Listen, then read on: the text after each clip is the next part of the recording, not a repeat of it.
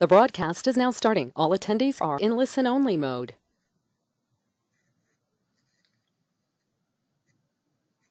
Good morning, everyone. Hello, I'm Vicki Healy from the National Renewable Energy Laboratory, and I would like to welcome you to today's webinar, which is hosted by the Clean Energy Solutions Center in partnership with the International Support Network for African Development, Africa, supporting the Mentoring for Research program. And today's webinar is focused on the essential skills for effective mentoring relationships.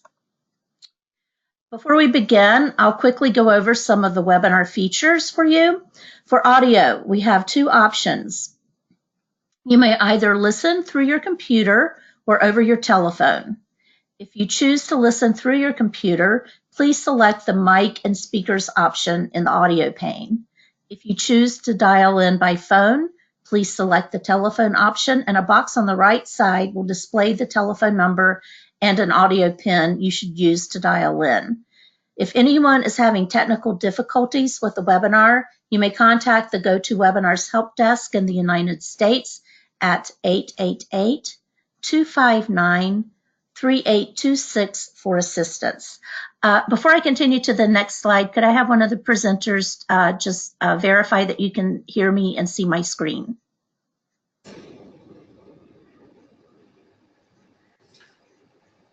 Peter, are you able to hear me and see my screen? Yes, I hear you. I'm not sure I see your screen, though. All right, just a moment. Let's see.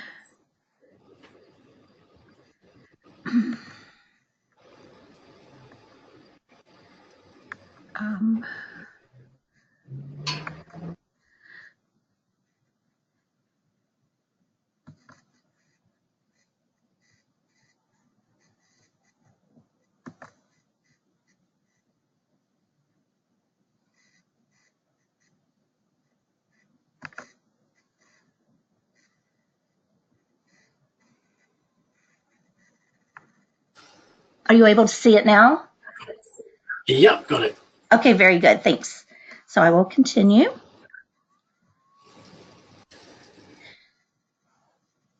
A few more housekeeping items. If you would like to ask a question, you may do so by using the questions pane on your screen to type in your question. And I would like to let you know a recording of this webinar will be added to the Solutions Center YouTube channel in just a few days, where you can go and explore not only this webinar recording, but many other informative webinars and videos on a range of clean energy topics. Also, I will email you PDF files of today's presentations with a web link to the recording. So watch for an email from me in about a week. It takes a few days to process the recording, so I appreciate your patience and thank you for your patience in advance.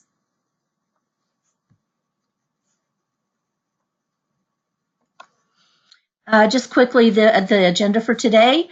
Today's webinar agenda is centered around presentations from our guest panelists, Dr. Peter Shred and from Ms. Dami Paquito, who will join us today to discuss the essential skills for effective mentoring relationships. Excuse me. Before we jump into their presentations, I will provide a quick overview of the Clean Energy Solutions Center.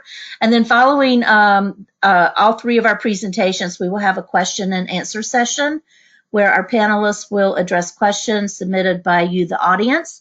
And then at the end of the webinar, you will be automatically prompted to fill out a brief survey as well. So again, I'd like to thank you in advance for taking a moment to respond to our survey. Now just a little bit about the Clean Energy Solutions Center.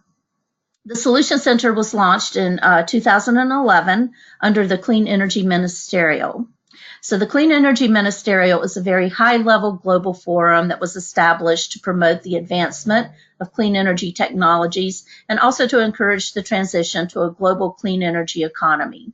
There are 24 countries and the European Commission that are members of the Clean Energy Ministerial, and these countries contribute 90% of clean energy investment worldwide, but they are also responsible for 75% of the global greenhouse emissions.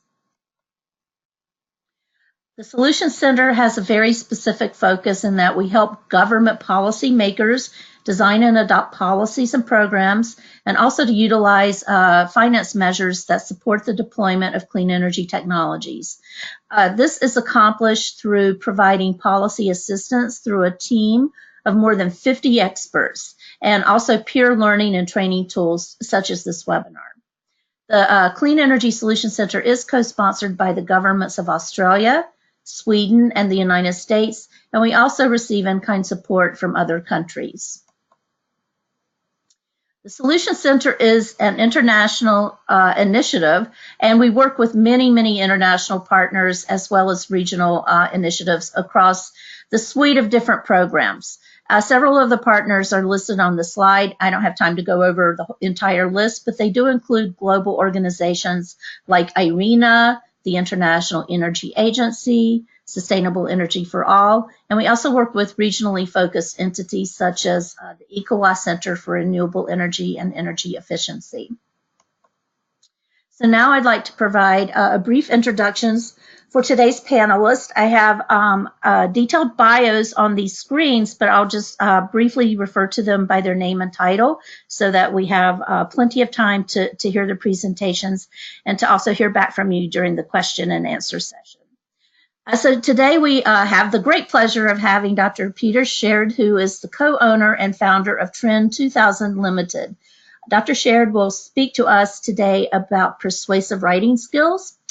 And following Peter, we will be hearing from Ms. Dami Pikuda, who will talk to us a bit about the essential skills for effective research communications. And with that, if you could just bear with me a moment, I'd like to turn the controls over to Dr. Peter Sherrod. And Peter, when you're ready, you may begin. Give me one moment to turn the controls over to you.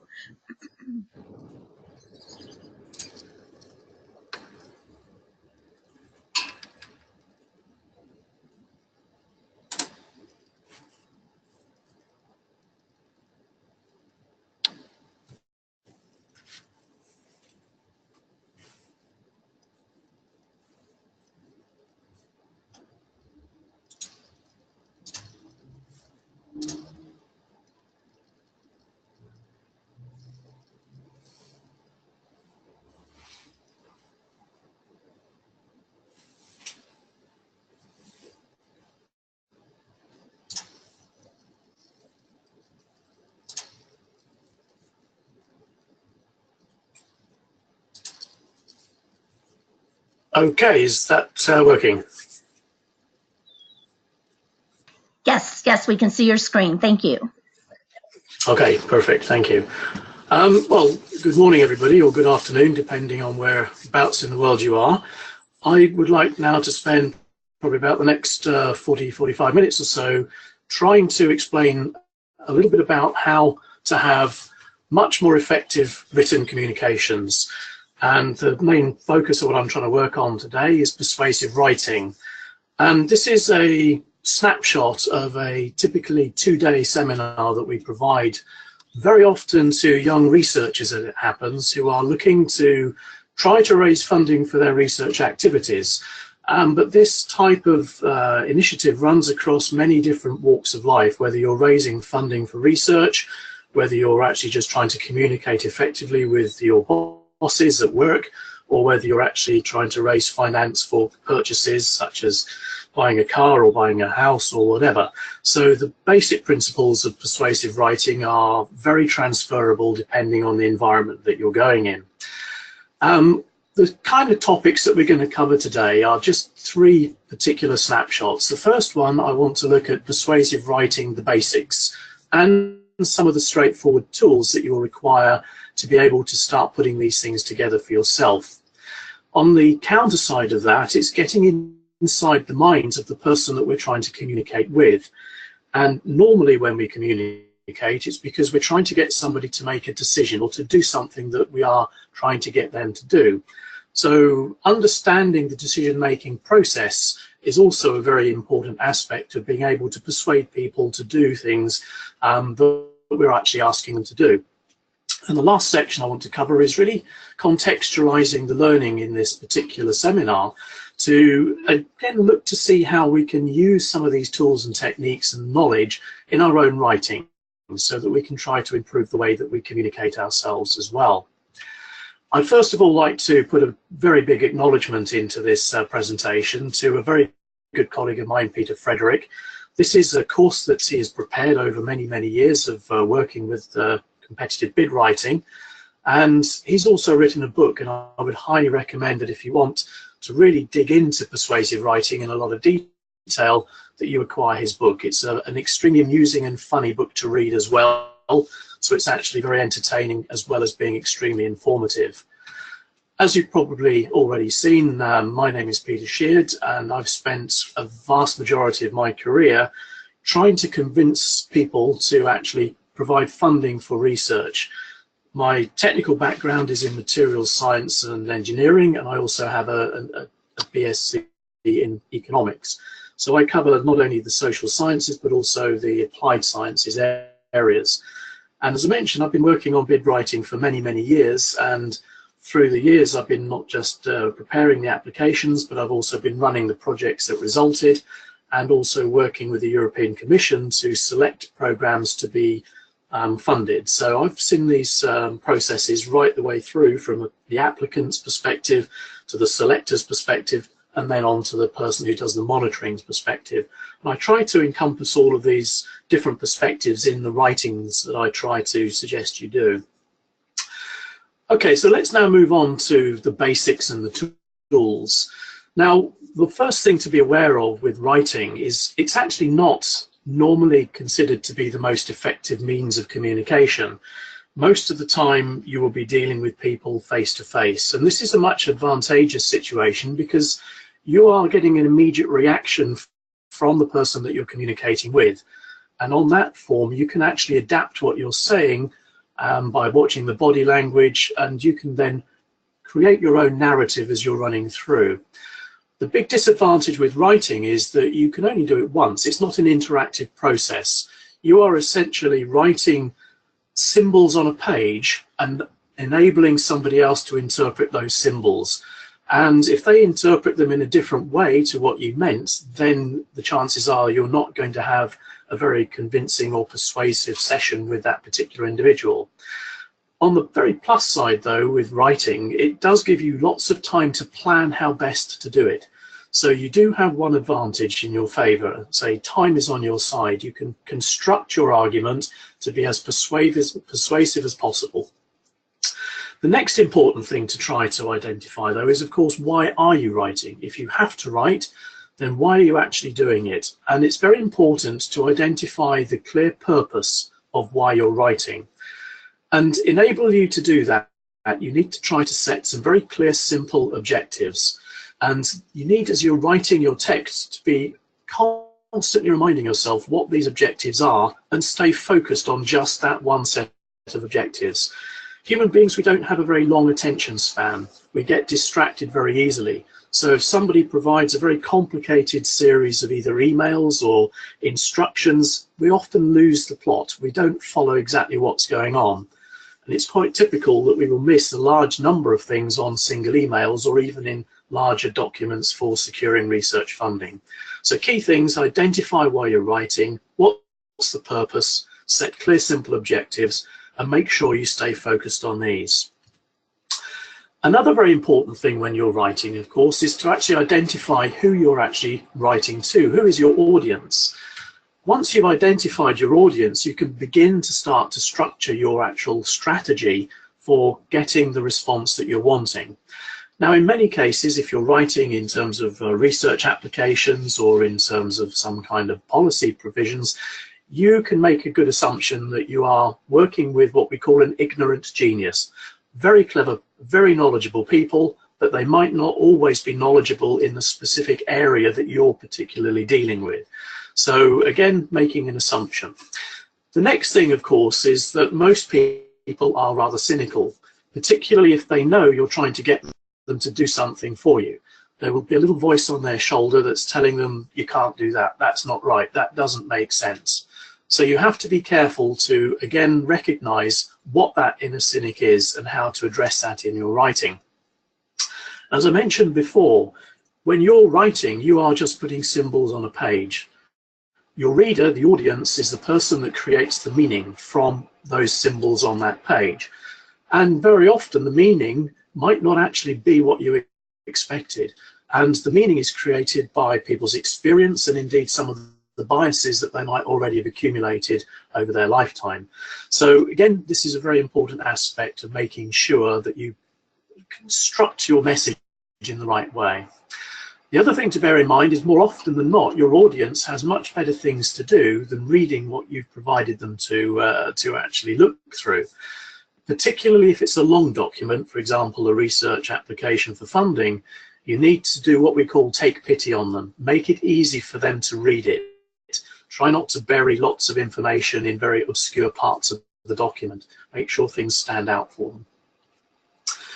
You also have to bear in mind, particularly for longer documents, that your audience might skim read it. They don't have time to read every single word that you put on the page. And that can be a good thing. On the one hand, it means that it might mean they don't pay as much attention to some of the negative aspects that you might have to present. But it can also be bad because it might mean that they take the wrong impression away if they miss a very key part of your argument and don't find it anywhere else in the document. So there's some pros and cons to skim reading. But also what you're going to find is that most of the time the people reading these will be human beings, and human beings like to be hooked. We like to find something engaging. Most of us love reading books, and therefore the same kind of thing applies. If there's a book you don't like, you won't read it. So the audience is there wanting to be hooked as well. So a key message here is try, if you possibly can, to learn about your audience. Try to research them if you know who they are specifically. Try to picture them in your own mind if you're not really clear who they are, and build some kind of model. Are they well educated? Why are they actually reading my document? Is it because they're an evaluator, or is it because these are a senior person in my organization that I need to get to do something for me? And also, where do they read? Are they reading at home, in their office? Is it a pleasant environment? Is it noisy? So trying to build up some of these ideas. And similarly, if you know these people are extremely cynical or they've got some degree of hostility towards you, again, you can build up some kind of image as to what your audience is like so that you can strategically write in a way that overcomes some of these issues. Perhaps try to establish a best case and a worst case reader. In most cases with research funding, you're going to find that there's a series of people, maybe a panel of 5, of which probably 3 will be quite open-minded and quite easy to convince in a way. And there may be 2 of that panel who are extremely hostile. They're very senior academics, very senior people who perhaps have heard it all before from young researchers saying they can solve problems that perhaps these panelists have spent their whole lives working on. So they're going to be very cynical and not believe most of what is being said. So that's an important thing. Picture your audience, try to find out as much as you can about them. The next thing, of course, is you have to bear in mind you're trying to persuade your audience, not yourself. Hopefully, you're already quite convinced about what you're writing, the purposes and the objectives, and your mission is to put that text in such a way that the audience is able to basically respond and react to them. So remember, you need to adapt your style to suit the audience. And if you're from academia, academic audiences are not really very easy to address with what I call sales type documentation. On the counter side, if you're trying to write a proposal for funding, it's also not really likely that you're going to impress people with pure academic writing. So from a persuasive writing perspective, you need to be more assertive, you need to be more personal, you need to cut out a lot of jargon. And this sometimes goes against how younger researchers are brought up in terms of factual writing in the third person, and clearly in your particular subject discipline, putting in as many large words with lots of jargon as possible. So just some things to bear in mind about your style. Okay, so we've understood a little bit about the reader. We now understand that we need to set and focus and stay focused on some clear objectives. The next thing is actually what response are we actually looking for from our readers? And in many cases, we are looking for an emotional response, and I'll come back to why that is. We also want to be very clear about what kind of response we want them to do. We normally want them to do something as a result of our writing. So we're raising some information that they should take some action about. And a very clear way of trying to raise an intent is if somebody has a reaction to what they're reading and saying, my goodness, that's terrible, I have to do something about it to help the situation. So these are the kind of responses that we try to instill within the readers. And of course, those responses will depend on exactly what we're trying to get people to do for us. But the main thing to try to remember is that reader plus response equals a result. And that's the R plus R equals R, and that's a simple mnemonic to try to remember. In terms of putting that together, we need to be able to clearly instruct the reader about something they would need to do. Need to give them a sense of satisfaction from undertaking an action. So we very often refer to something we call the call to action. And this is really a clear directive to the person reading the document or reading the email, what we would like them to do as a result of reading our email or reading our document. If it's a research proposal, we would like them to fund it or to approve it for funding. So that would be the call for action. And once they've made that decision to do an action, we want them to feel satisfied that it's the right decision.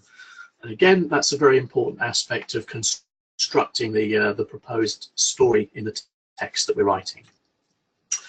There's a flowchart that we use when we're doing persuasive writing, and it's a fairly straightforward area where the elements in blue on this flowchart are relating to your ability to control. Now, knowledge of the reader, that's down to you, that's down to a bit of research. Reason that you're writing, again, there should be a logical argument. You need to be able to convince the person reading that actually there's a need to do something. Respect is an important aspect because, again, if the person reading has no respect for the person who's written the text, then they're not likely really to actually do anything as a result of that. It could just be put into a junk folder or put onto the list of proposals where they don't believe that this can be done and will be rejected. Also, emotion is important, to try to engage emotionally with your reader. And that becomes quite an important part of decision making, as we'll see a little bit later on. And what you want from your reader is the elements in yellow. You want elements in green. You want an emotive response. You want people to actually be able to understand that you are empathizing with their particular issues. The next thing that you need to create is this intent response. So if you've managed to raise an emotional response, then you're going to be able to enlist an intent response from your readers. And then finally, you're in control of the call to action, and ideally your reader is going to take the action that you're calling them to do, and you end up with the result. So again, we're talking about the R plus R equals R. Now, how these elements actually combine together is quite important. We talk about things like ethos. Now, ethos is respect and trust, and your audience must respect and trust you. Otherwise, they're not really likely to take notice of what you're telling them in your writing. So you have to build up some kind of trust, and part of that is also the way in which you do your writing. If you start, for example, in my humble opinion, that's not likely to get you much audience respect. So you have to, again, be very careful with the way you actually undertake the wording. Logos is, again, a word we use for reason. You need to present a logical argument, some degree of plausibility. But unfortunately, we're not as logical as we think we ought to be. Most people would think we're a logical being and we'll make decisions based on logic. That's generally not true, and we, in general terms, are emotional beings. And emotion is the most powerful persuader for decision making. So the reason, the logic is probably the weakest of the three elements. The respect needs to be there and trust has to be there, but the most powerful is actually making sure that you create an emotional response. So again, reason, respect and emotion combined equal a reader response, and ideally that is ending up with the result that we're actually trying to achieve. Now, how do we actually create an emotional response? Well, it's down to using emotive words. So we're trying to actually identify words and put them in the text that actually create these emotions. So the first thing, in a way, is actually to try to find out what kind of emotional response we actually want in our audience. And if you've done your research into who is our audience, you might well be able to identify certain things that you know will trigger them. It might well be, for example, that they're senior professors in a certain discipline and they've written certain kinds of papers. So again, trying to create some kind of emotional response linking to their previous research areas might also be a very important way of getting those responses. It's also useful to use what we call emotional words, and there's a whole variety of different types of emotional words creating different types of things. If you're trying to create a message of inspiration, maybe you're going to use words like enthusiastic or motivated. If you're trying to create something relating to people and make sure they're happy and enjoy what you're reading, perhaps you're going to use words like courageous or glorious. If you're trying to make them feel safe and satisfied, perhaps you're going to focus on words like accurate, advantage, and effective. If you're trying to raise some what I call more impactful types of response, perhaps you're going to use words like catastrophic, outrageous, shocking, or tragic, so that you can begin to draw people's emotions out. So this is an important tool and a technique. It's also important to have impactful words as well. So things like loss are important to get across. And if you're trying to get somebody to do something particularly important, then making some kind of immediacy is also important here as well. So in terms of impactful words, trying to explain things that you would be missing out, there's only a limited opportunity to do this. These are also kind of emotive words that have some degree of impact as well. You're also very interested in trying to create a relationship with your reader. You don't want them just to feel very offhand. And this is why it's important to use I, we, and you, as opposed to the general one word or just completely keeping the individuality out of it. So try to bear these things in mind. So work on words like your, and again, try to be helpful in terms of the way you're presenting the text. We also have what we call a number of loaded words in the English language as well, which are often used as polite ways of criticizing. And loaded words can have an advantage in a way, and the typical things are adequate, acceptable, tries, competent. And another one we use an awful lot in English is interesting. Somebody says something's interesting, it probably means they're not really sure whether it's interesting or not, but they're just trying not to offend you. So loaded words, again, can be used in a very effective way. But part of choosing the correct words is about the perception you want your reader to have. Now, for example, there's 3 bullet points here. Do you receive accreditation or do you achieve it? Now, if you receive it, it sounds very much like it's just something that's handed out to everybody. But if you achieve accreditation, it means you've earned it. And there's value gone into that. Importantly, it's clear to see that you've actually earned that accreditation as opposed to just being generally handed it out. The next thing is, do you carry out work or do you deliver results? If you just carry out work, well, lots of other people can just carry out work. The key thing is it's you that will be delivering results, and on that basis then you've earned that recognition from the audience. A similar example at the bottom, does a project require effort or expertise? Effort, lots of people are very good at putting in a lot of effort, but you're the specialist in that area, it's your expertise. So that project requires your specific expertise. So again, choosing the best words can again help get your message across very clearly. Now, one of the things as well, which is very important to understand in terms of communication, is that people who are extremely calm, not ruffled at all, will make more logical decisions. What we are trying to do in all the time when we're communicating with people, particularly if we're trying to get them to persuade them into doing something we want, we need actually to put them in a less calm environment. So we need to do something like agitate, set them at an emotional low. Then we can start to empathize once we've identified the problem, and then we can say we understand the problem and the trouble this causes, and then your step 3 is actually, here is my solution. This takes the problem away. So again, it's beginning to develop a kind of a story relating to what you're trying to achieve through your communication. I mentioned before that talking personally is very important. This is just an example from a website that we made up, and read it out. ACE Corp can help you innovate your products and services and help you discover the power of innovation as a business strategy. That's really getting very clear to the point. ACE Corp wants to help you. You're an individual. You're not just one of 100,000 people out there. This particular piece of text is talking to you specifically.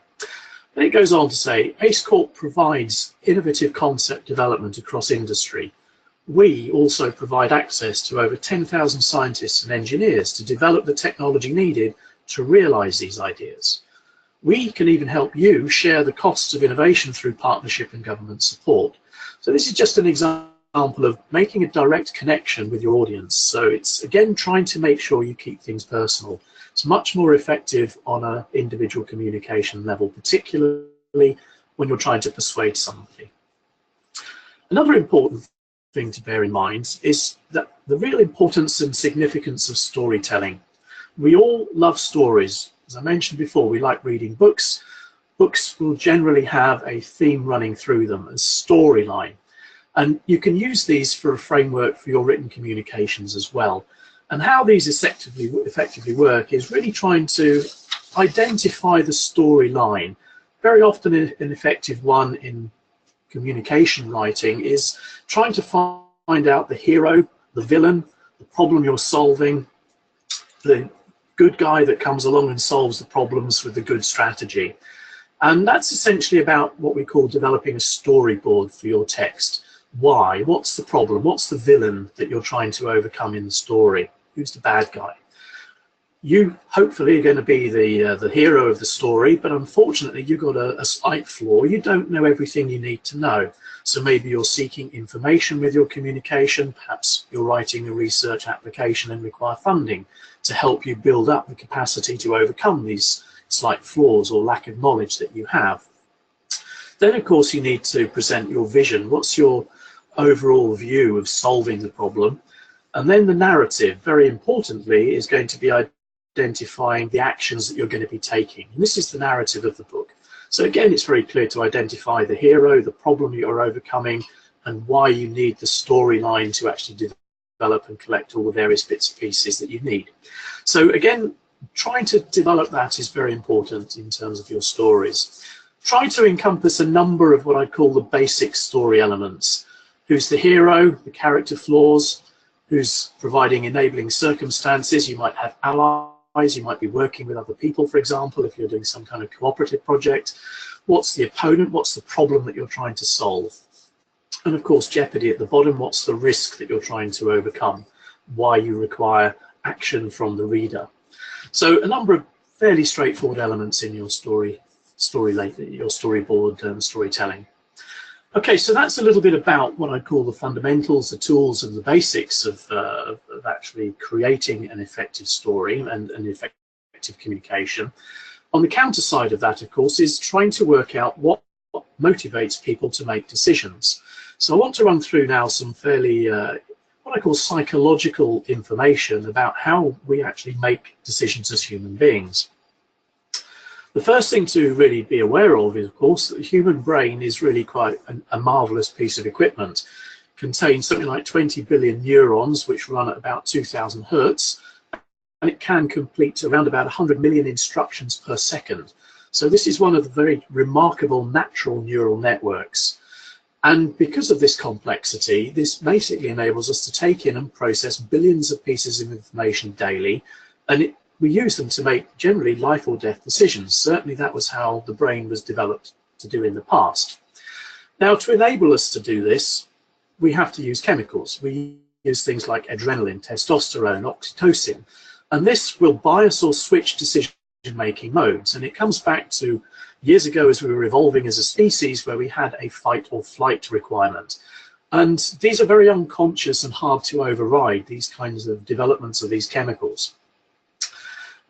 Another thing to bear in mind is that the brain doesn't have any way to assess the quality of brand new information. If there's no reference and no benchmark, once new information has come in, then that generally gets filed away and becomes the new benchmark against which things will be compared. The third aspect as well is to make firm, quick decisions. The brain has to have a shortcut process. And basically it uses something we call bias. So it biases the information it receives and also how to use it. And again, these shortcuts are important in evolutionary terms.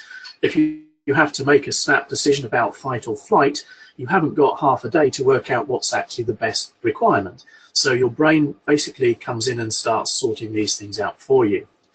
And together these things collectively come together what we call as a cognitive bias. And this is essentially a systematic pattern of deviation from norm or rational behavior in judgment, whereby inferences about other people, other situations can be drawn in an illogical fashion. And this is something that we do all the time. And I think the last time I checked, there's something like over 200 recognized cognitive biases that we all suffer from. Now, these features of the brain also make it susceptible to all kinds of persuasion. So understanding how to use these is also a key aspect to effective persuasive writing. You can understand how people are going to make a decision, then you can basically put into your text the kinds of things that will trigger those particular responses in your readers, so enabling you to dial into some of these cognitive biases. Some of them, of course, are not all positive, and we'll come on to some of the other things that cause problems a little bit later on, but we'll start off with primacy. Coming first absolutely matters. If it's first, it's most likely to be remembered. And try to consider your brain like a funnel. You're pouring information into it, and initially it's going to drip in quite nicely, but eventually the funnel will get clogged up and it will jam and nothing more goes in. And that's very much like how our brains operate. Another thing associated with primacy is in fact availability of information. Now, primacy is part of this availability conundrum. It helps you identify very early on what you need to be writing at the beginning of your text, and also we have something called recency, which is the last thing. And that's again why it's always useful to have some kind of summing up paragraphs.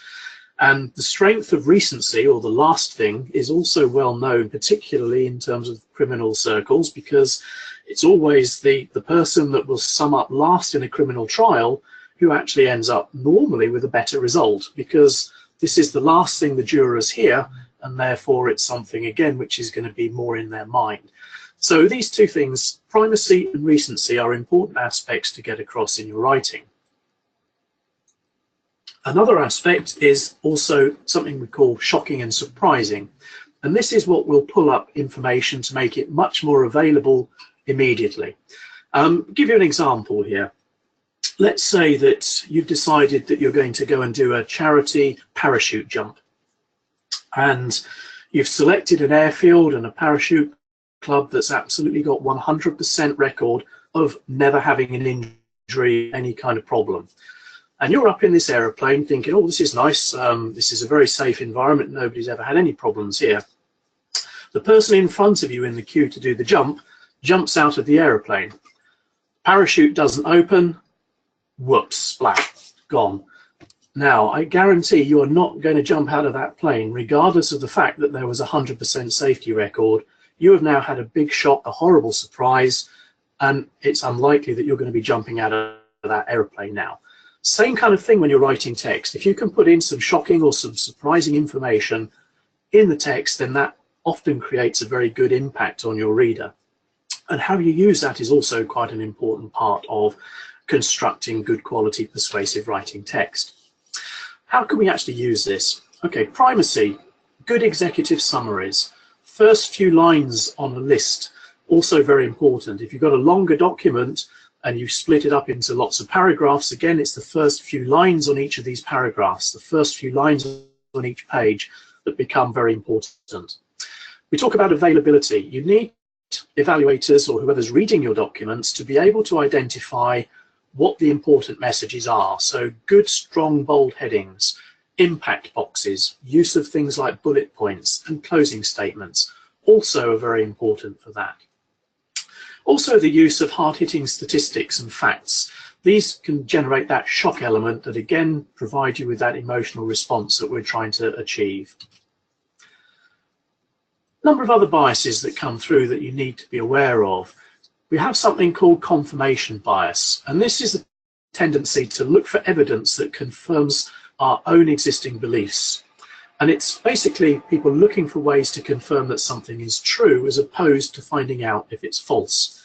Very often researchers get caught into this trap because they develop a hypothesis and their mission from their perspective is to prove that that hypothesis is correct.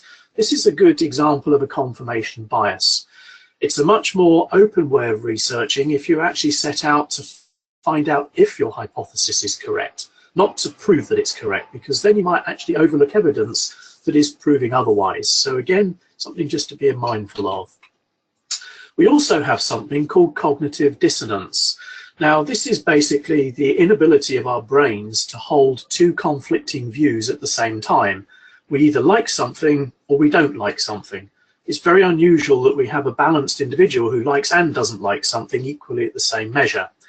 Now, basically this means that if you've made a first impression on somebody in your writing and immediately they've said, don't like this, I'm not sure I trust this person, it's very hard then to get them to change their minds to actually say, I do trust this person now, I think that was just a slight mistake at the start.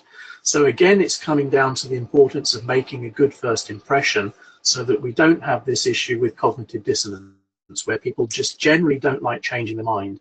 We like to be consistent. We also have another issue called sunk cost bias. This is essentially where the brain says, well, I've already invested so much time and effort or maybe even money in this particular approach, I don't want to just abandon that and start again. So very often this is something which happens all through life where we're actually thinking, because I've already invested time and money, it could be into a financial, into a project, it could be emotional, into a relationship, we're always trying to maintain sunk cost bias so that we're actually not losing what we've already done. Now, anyone involved in investment decision making will know immediately this is one of the first things that investors are told to actually ignore. Overcome your sunk cost bias, treat every decision as if this was the first time that you were actually dealing with it. So again, an important one to bear in mind. We also crave rationalization. We crave support for our own opinions. So if we've made a decision, we will actually try to find evidence that proves that actually it was the right decision to make. So we might have got out shopping and bought a very expensive dress or pair of shoes, for example, come home and then we're going to say, yes, but they go so well with my new outfit and all these kinds of things, even when there's a little voice on your shoulder saying you shouldn't have done that. It wasn't really affordable at the time. There's always this little voice rationalizing our decision making. So how does that actually come through in real life? Well, let's take an example. Let's put you in an environment. You are working in an organization now where you have a manager and that manager has backed a new product. Maybe it was about a year ago that they put some investment and set this new product up. And unfortunately, it's now got very, very poor sales.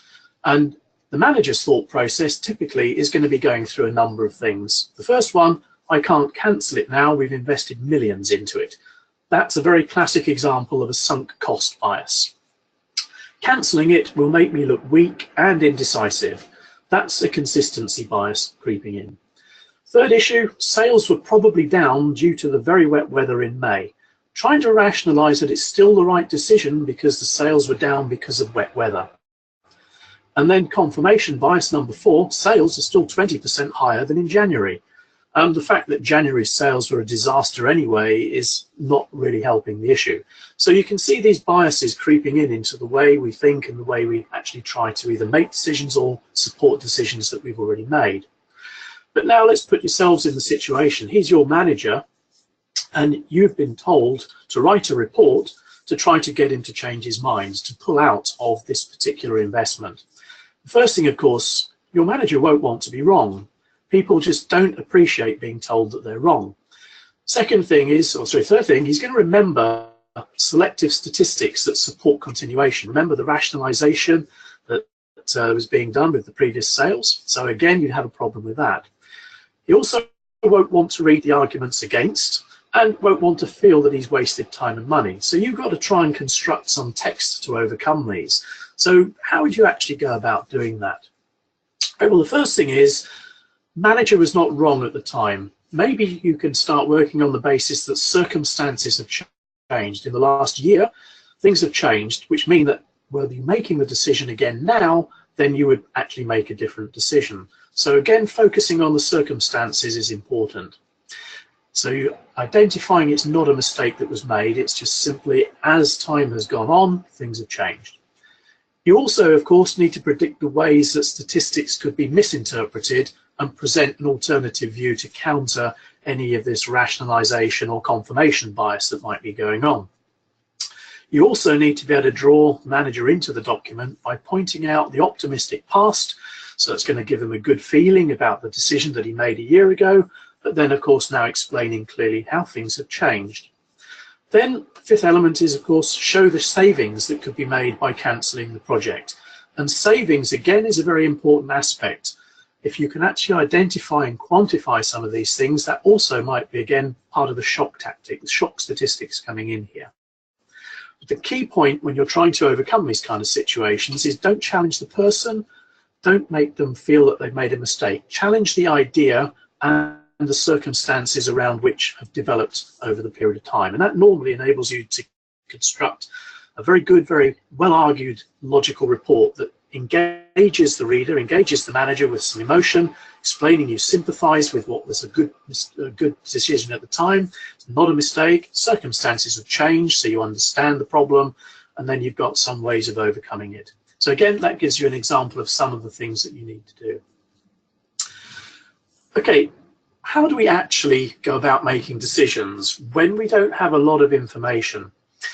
What we call rationalization, and decision making is often based on, if it's not our own first-hand experience, then we are asking the readers to make up their own minds. They might not interpret things the way that we actually normally expect them to do.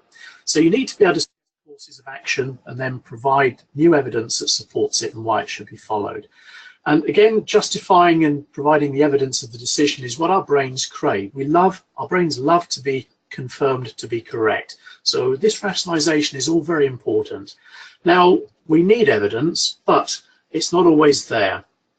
And one of the other things that's important to bear in mind is what we call loss and reward. We would naturally rather have things than not have things. And generally, we as individuals, the human race, we tend to overvalue what we have, often to the extent that we're blind to future opportunities. So we're generally more afraid to lose something we have than to miss an opportunity to gain. And again, that can help you in phraseology in your writing to try to point out what actually you're going to lose as opposed to what you're going to gain. So that's another important aspect. And this loss and reward has a variety of hierarchies. You may well be familiar with the terminology. A bird in the hand is worth more than two in the bush. And this is very much a case, again, from back in the days when we were evolving as a species, where if we caught a rabbit and somebody along came, 2 rabbits tomorrow, and said, look, I'll swap you your rabbit today, and I promise to give you 2 rabbits tomorrow, chances are you'll say, no, I'm going to eat the rabbit I've just caught. I might be able to go and collect my own tomorrow. You might not come back with your 2 anyway. So again, it's about this loss aversion that we have as a society. So we try to avoid making an immediate loss, and we'd rate that higher than achieving an immediate gain. We're also considering about avoiding future losses, and again achieving a future gain. These things are kind of like the hierarchy in these 4 bullet points. We also can link these to something we call the framing effect, and the framing effect is essentially putting forward information in the light we would like our reader to actually understand it and see it in. What I mean by that is, take for example somebody who's been tasked to make a video of a housing estate, and there's 2 sets of people making these video documentaries. One team has been told, we want you to sell this as the nicest place to live on the planet, and the other team, we want this to be the most horrible place on the planet, same place that they're going to be videoing. And one team goes in on a beautiful sunny day, children playing on the equipment, lots of people happy, wandering around, beautiful looking building. And that creates a very positive effect. Now the other team, the documentary team that was told you've got to make it look like a horrible place, they choose a rainy, wet, miserable day in London. They turn up at this place, there's nobody playing on the play equipment, they're taking some close-ups of bits of broken play equipment, they found some graffiti on one of the walls, and they've taken a photograph of the stairwell which is full of litter. Again, same place, but you framed them very differently. One very positively, one very negatively. And again, that's something that you can use in your writing to actually get the message across. you are selectively providing the information to the reader so that you are creating that emotional response that you're actually wanting. Now, in terms of other influences on decision making, if we don't actually have the knowledge ourselves to make a decision, we very often use the experience of others. This is something we call social proof. And that comes down to things like evidence, experience, conformity, and aspiration. If we take these individually, if you haven't experienced something firsthand, you essentially are going to rely on others who provide that experience and feed you back the result. Now, how much you trust that evidence from other people is going to be basically on whether you actually trust them themselves and the level of experience they have. If you're asking for directions in a strange town, you probably aren't going to run up to a 9-year-old person and say, where do I need to go for this? You generally look around for what you think are more older, more senior people who probably look like they've been there a long time and can make a more informed decision. So that's really what we mean by experienced. Then we look for conformity. We don't actually like making decisions which are against the flow of everybody else. And I see this all the time when I'm doing training. It's quite often the case I'll ask people to put their hands up if they agree or disagree with something. And you'll see people looking around the room to see who puts their hand up and who doesn't before they decide to put their own hand up. So this is, again, conformity coming through. And then aspiration. If there's somebody that you admire or you have as a role model and they are recommending something, you also aspire very often to be like your idol. Celebrity endorsements continually exploit this particular characteristic, whether it be footballers or footballers' wives or singers who are branding perfume or football trainers. Again, most of the time these celebrity endorsements are being picked up by salespeople and used very, very effectively for persuading you to do things that perhaps otherwise you wouldn't normally do. So again, how you can use this in your own writing, it's important to provide references from highly cited sources. Or maybe you've got high-profile researchers who've got the same views as you that you can also put their information in the document as well. Persuading people with popular opinions is also much easier than cutting completely across the grain. Also remember nowadays we've got a lot of power within the social media and the gossip blogger. Rumours can become truth. I was quite horrified the other day. I read something on one of these pop-ups that arose that was a very famous British footballer had been sent to jail. And I tried to find out about this, and it absolutely is not true. I said to my daughter, I said, how can they write this stuff? And she just laughed at me. She said, yes, but this is how they got you interested in it in the first place. So sometimes these rumours become truth, and they can latch you in to basically looking at parts of the internet or documents that you wouldn't normally do or read through. So again, the power of social media is very, very apparent these days. Another aspect is essentially something I want to discuss, which is called the power of three. Three has some kind of magical effect on people. It's sometimes believed because it provides completeness. It enables you to provide truth by association, but it also enables something very powerful called the decoy effect. And this enables you to actually convince something that they would not normally be convinced with. I'll just give you a short example here. And this is taken from an actual study that was conducted in America in a cinema. They basically had two popcorns for sale. They had a small popcorn, $1.50, and they had a large popcorn at $7. And essentially what they were trying to say was, we would like to find out who buys what size popcorn. Now, essentially nearly everybody bought the small popcorn at $1.50 because it seemed to be a much better value. So they then thought, okay, the power of three, let's introduce a decoy. Now, this scenario here, small popcorn $1.50 the same, large popcorn $7, but they'd introduced a medium popcorn at $6.50. Now what this did immediately, it makes the large popcorn look really good value. It's only 50 cents more than the medium popcorn. And surprisingly enough, nearly everybody who went to the cinema that day bought the large popcorn. So again, the power of three and this decoy effect is really very, very powerful. Again, if you can use that in your writing and in the information that you're providing, it can again have very tremendous results. Final few things to bear in mind though. The reader is always right. If they don't make the right decision that you wanted, it's your fault. It's never their fault. Again, it comes down, you've just written symbols on a page, they've interpreted these symbols. So again, be aware of that.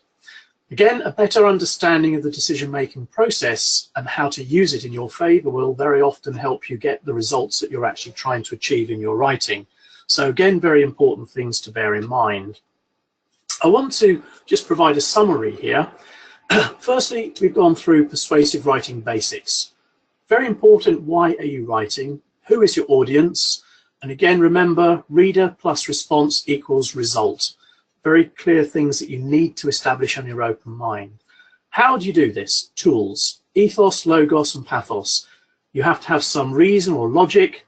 People have to trust you, what you're saying, and you have to engage emotionally with your reader to get them to do a response. So using emotive language is important. Get personal with you, we, I, and don't forget about trying to construct a story. Story creates interest, and from the interest, then you can begin to get the emotion working on your actual audience. Now, in terms of the decision making, we've gone through a number of things. Primacy, why coming first matters. Consistency, we hate changing our minds, so it's important to have a good first decision. Use of justification and evidence, again, trying to make things simple and available for readers. We don't like loss, and therefore we're actually very loss averse, so again, that's something that we could be using in the decision-making process. Again, outside influences, we very often will be influenced by people who have other experiences and following the herd. Again, bear in mind the power of three is very important. You'll notice most politicians will state things as 3 specific points, again, using this power of 3.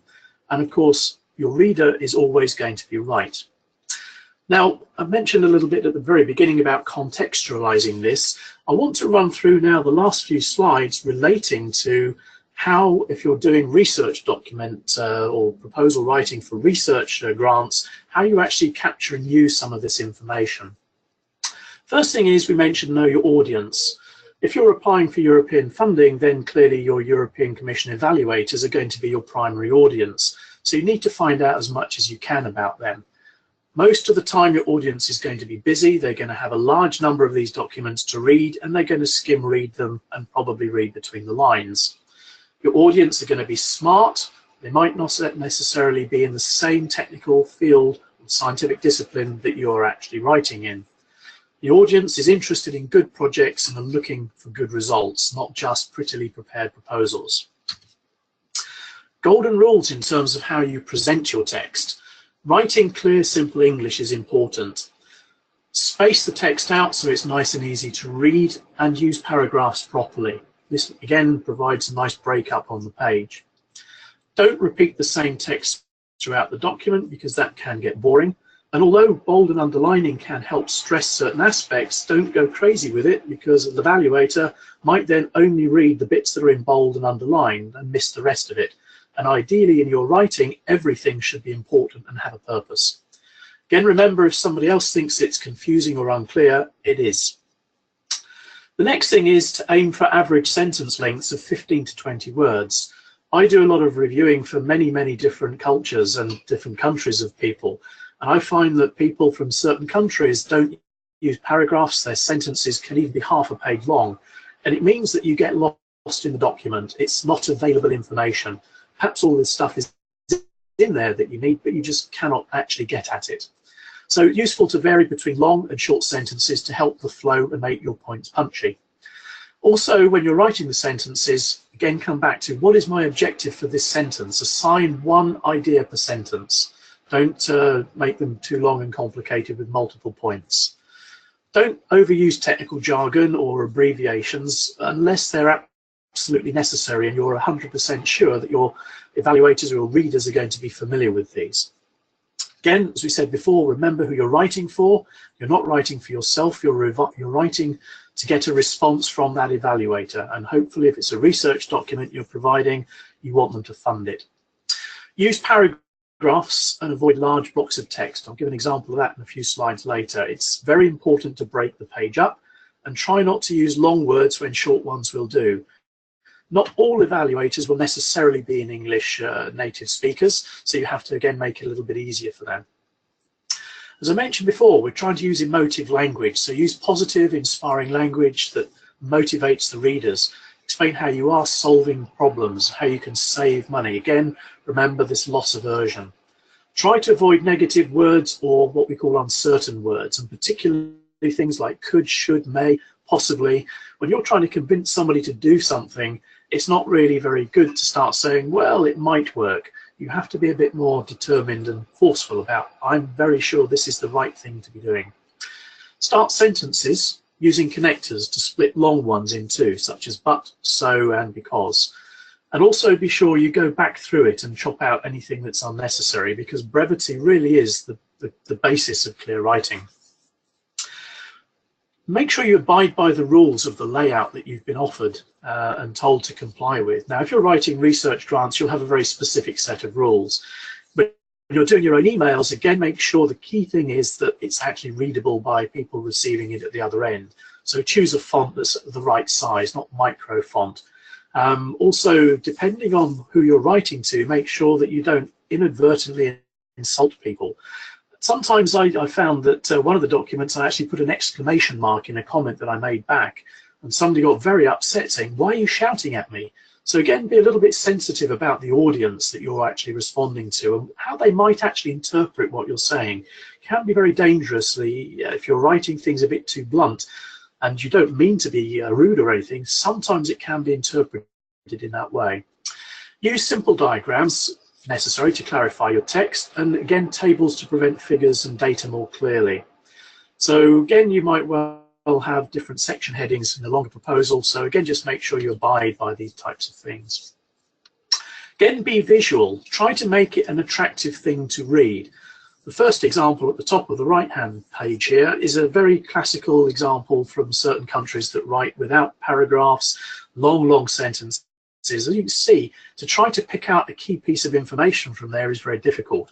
The one at the bottom right is a much more appealing thing to read. There's a bit of colour in it, it's spaced out, there's bullet points drawing your attention to things. So that's the kind of impactful writing that we're actually trying to achieve. Bullet points are very powerful things and much underutilized. It enables you to highlight certain parts of what you're doing, breaking things down into simple messages and bite-sized pieces, and it can also, as I say, break the page up and make things a little bit easier to read. So again, very important to start thinking about making key issues with your bullet points. And finally, the last thing I want to really get across to you is try to get somebody to actually read what you've written before you send it. So check all of these things, making sure there's no areas of confusion or no additional information that you need to provide a better understanding. Make sure that your objective is clear and your call to action is clear. If you can't get anybody else to read it for you, read it out loud. And the reason for this is you actually use a different part of your brain when you read it out loud. When you just read through it silently to yourself, you are reading what you think you wrote. When you actually read it out loud, you read what you really did put on the paper. And you will be quite surprised at how many things you think were correct sound rubbish when you read it out loud. So again, just some final things to do to check and review your work. Okay, well, I hope you've enjoyed this brief seminar in terms of persuasive writing, and I shall now hopefully hand you back to your team looking after the seminar. Thank you. Great, Peter, thank you. That was an excellent presentation. I'm in the process right now myself of writing some journal articles, so this information is going to come in really helpful for myself, and I know it will for our attendees as well. Dami, I'm turning over the controls to you now, so when you're ready.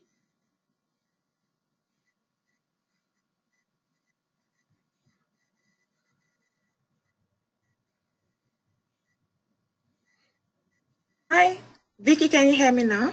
Yes, we can hear you well, and I can see your screen as well. Oh, that's great. Thank you. Just a couple of seconds.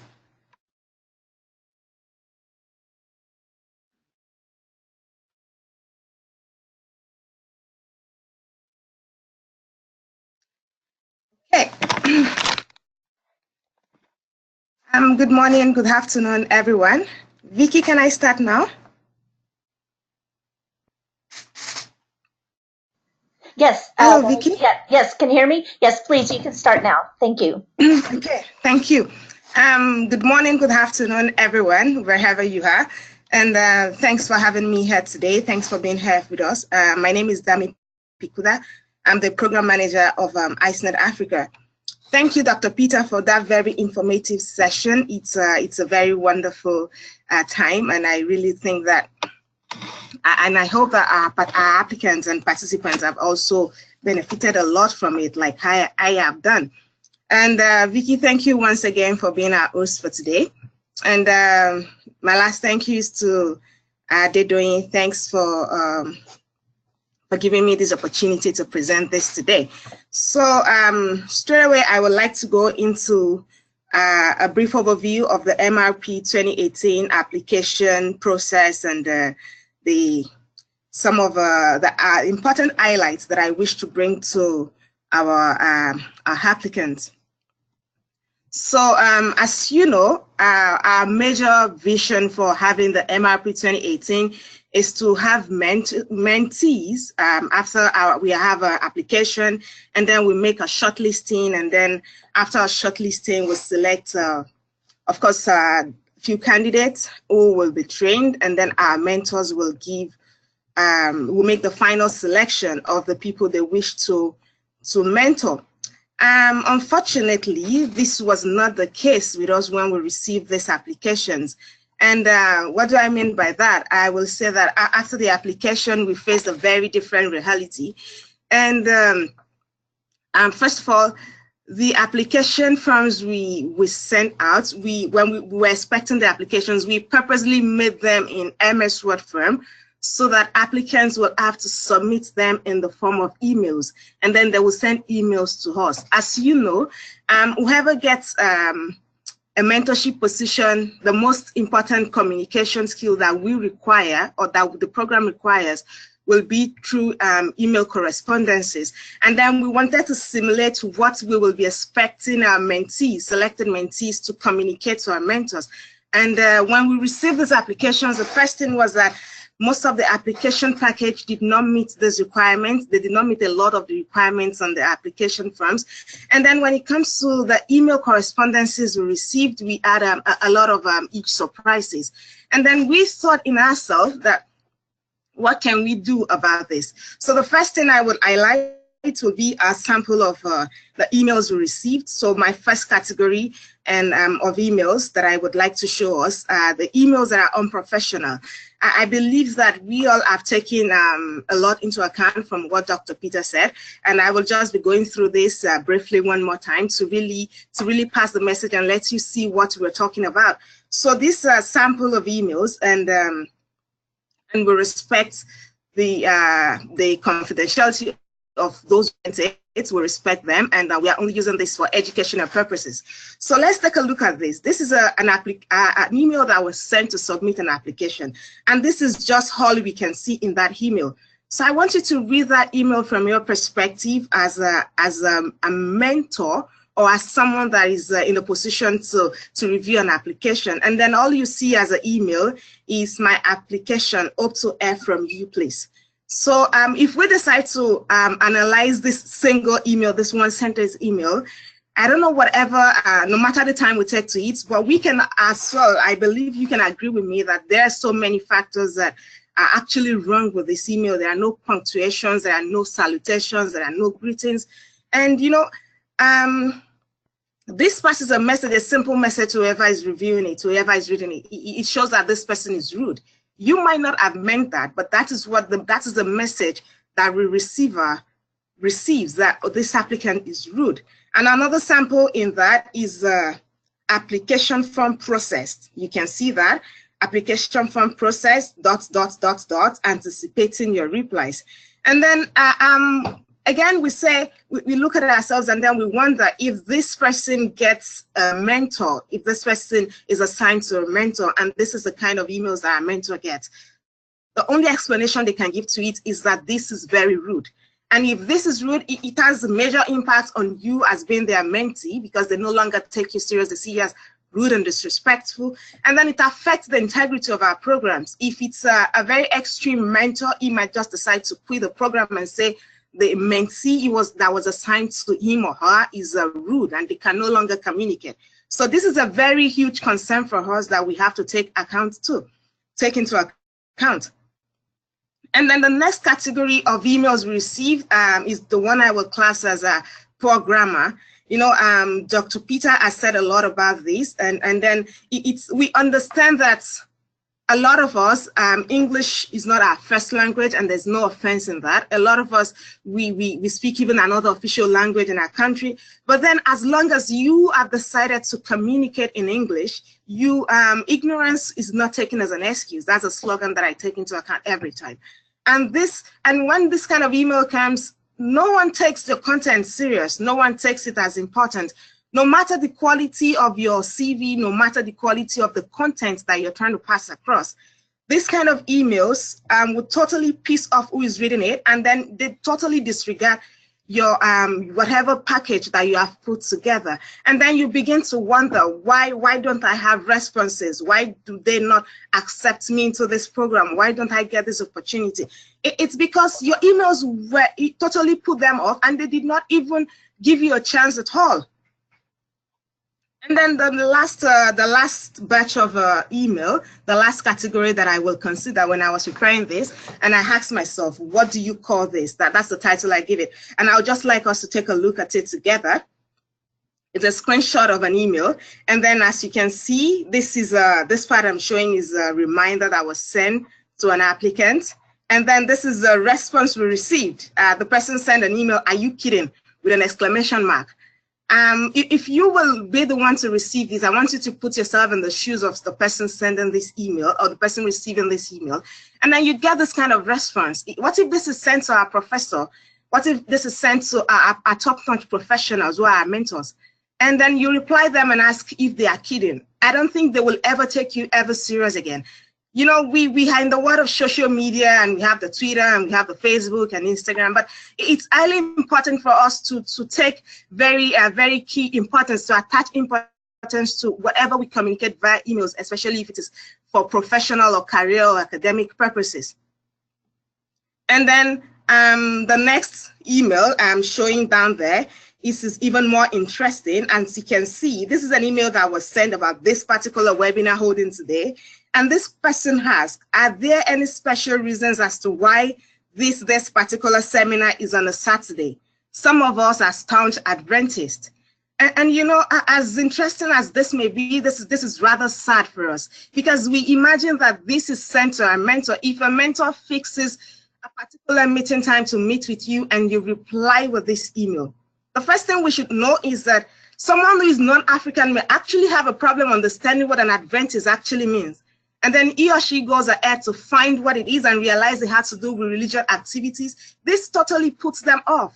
And you have to know that these people you are communicating with, these are people who have, and we can boldly say and vouch for our mentors. We can say that they are top-notch professionals and top-notch professors in their career. And what this means is that they have a very busy schedule. They are very busy people. They have a lot of activities they have going on with them.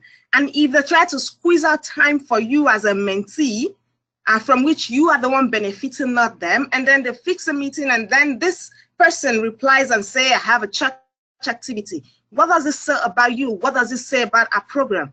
And then we realize some of these things that, in honesty, some of these emails may not actually mean that maybe you do not know they are wrong. Maybe you're just ignorant. You just feel that you can express your mind.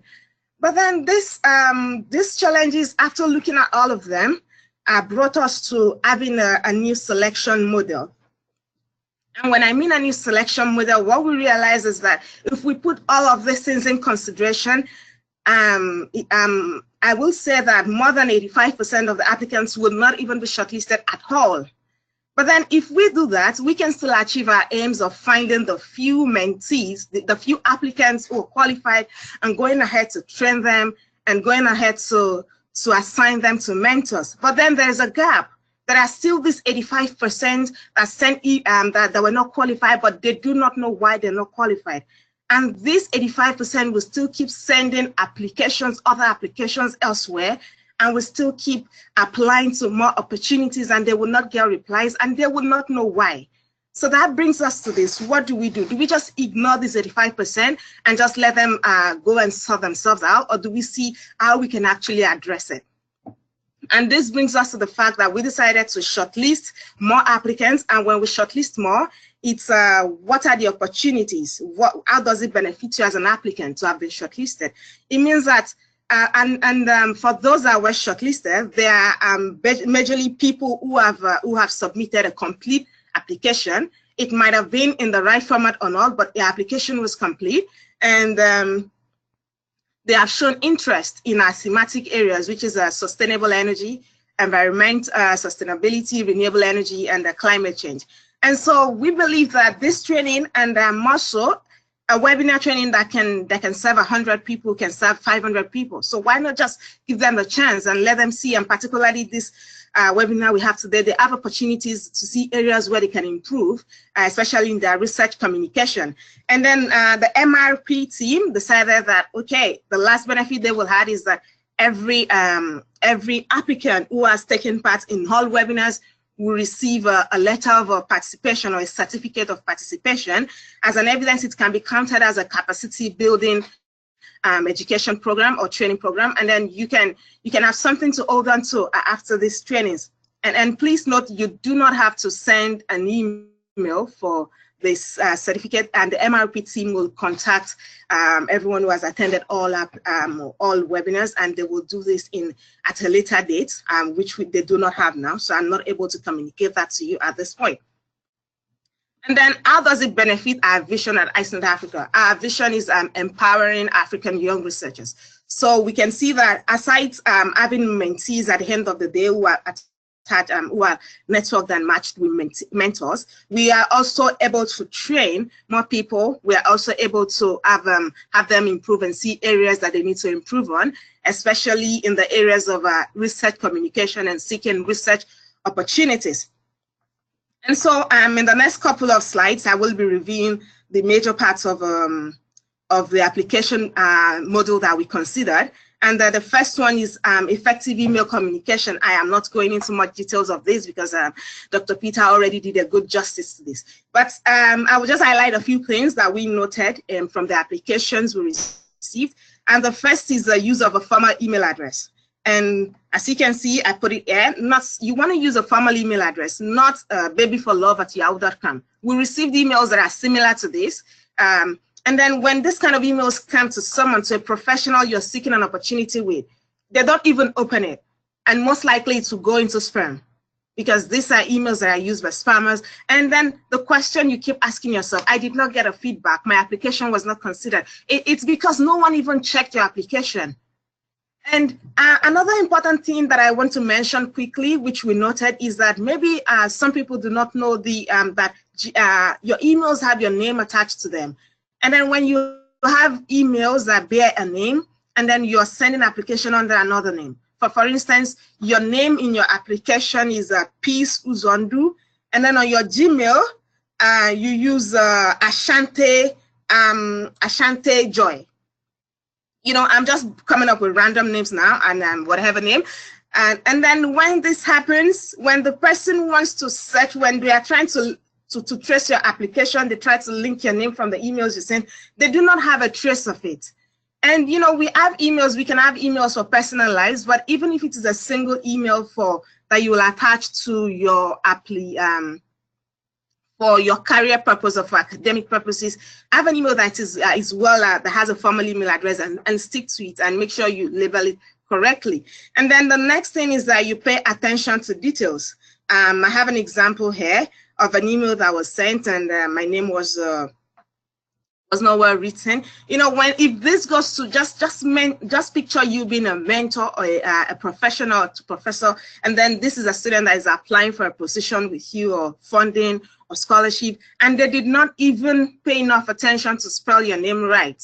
So you just tell them you don't pay attention to details, you're clumsy, and they don't even check whatever you have sent, no matter how good your email is, no matter how good your proposal is. No one even checks them. And then the third example I want to use is use spell checks if necessary. Dr. Peter has already talked about all of that. But then I'm wondering, maybe you do not know, but there are online resources that you can use to do spell checks. There are spell checks that are free online. You just copy whatever you have written, you paste it in it, and it just helps you. It just points out all your spelling mistakes. You know, this is an email that was sent, and instead of, as you can see, instead of a best regards, I suppose, there's a beast regards.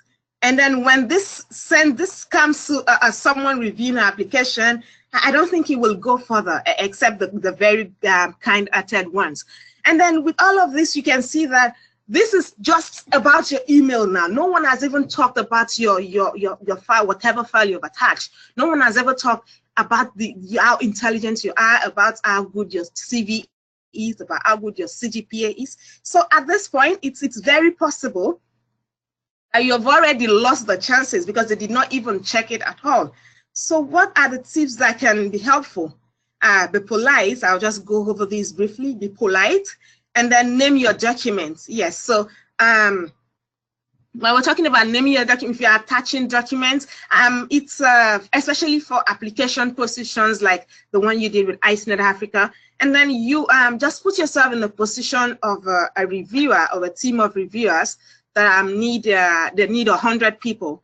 And then they receive 500 applications and maybe 500 attached documents. And then they download everything. And when they download everything, they realize that 400 people actually name their files and say, okay, Dami Pikuda transcript, Adedoyin, Bayo transcripts, Joy transcripts. And then there are these 100 candidates who just wrote transcripts. And so everything is just a duplicate of transcripts.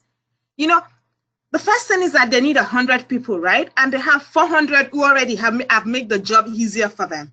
So it's just easy for them to just discard the remaining 100 rather than sitting down and opening the form one by one and trying to name the file for you. You know, this is not injustice. This is not being fair. This is just about them working effectively because they have a deadline too. So when you send applications, when you send documents, try and have them named. It makes it easier. Like Dr. Peter said, take pity on whoever is going to be viewing your application. Make the job as easy as possible for them. Then another point I want to make, allow sufficient time for replies. You should understand that you are the one, it could be an emergency for you. It could be an emergency to know the decision. It could be an emergency to be sure they've read your email, but give them time. They're not just thinking about you. You're not the only one applying to them. And then when you bombard them with too many reminders, you should know that it appears to them you're being rude. It appears to them you're shouting on them. And if it's someone really busy and doesn't have time, it might just block off your emails. For an example, we received a couple of emails recently, and then there was one particular person. The same email, it was being sent like every 3 hours, just copying and pasting and sending again, copying and pasting. And then when if you're sending that, and then we put again in our shoe, we put our mentors in our shoes. What if this is sent to a mentor? And then the mentor doesn't reply your email just because they didn't reply in the next few hours, and then you keep copying and pasting and sending to them again. You send it like 5 times in a day. The next thing the mentor will do will probably just to block you off because it's easier and rude. And then what does that do to our program? It brings down the integrity. It makes us lose mentors, and and then you have blocked the opportunity for other mentees who will have benefited from the program. And then keep your communication short and professional. Dr. Peter has talked about that. And then convince your reader that you're proactive. I have a couple of examples here. When I mean proactive, you are a researcher, right? As far as this audience, we're treating everyone as a researcher. And that means there's a word search in your title. There's a research. So you should be able to make findings and find things. It's okay not to know everything. It's okay, no one knows everything. But then be eager to learn. Convince the person you're dealing with that you're eager to learn. I'm going to share a sample email. This is an email that was sent to us about the webinar, after we sent information about webinar. And then this person, I'm not going to read all the email because of time. You can read it from your end. And then this person is talking about how to attend the webinar, how to get visa, and how to cover the cost of travel. This tells whoever is reviewing your application just one thing. It passes the message that you are lazy. It passes the message that you did not take time to even go check the meaning of a webinar. And the same internet you use to send this this email, you would have even used less time to just type webinar on Google and find the answer. And when this happens, you don't send an email to these people and expect the person to start trying to reply you and explaining what a webinar is. That doesn't show you as a good learner. That doesn't show you as, it doesn't portray you as a diligent, intelligent person that's willing to learn and know more. And another example I will give is a couple of applicants were asked for additional documents, and then it was specified to be 6 lines of type per inch. And then this person sends an email to ask for the meaning. I received this email and I was wondering, I understand what that means, but this is not a one-to-one conversation. How do I explain that to that person? And I will not take use of my time. There are times to attend to other things. And I just wondered, this person could just have typed those 6 words in Google and just find the answer.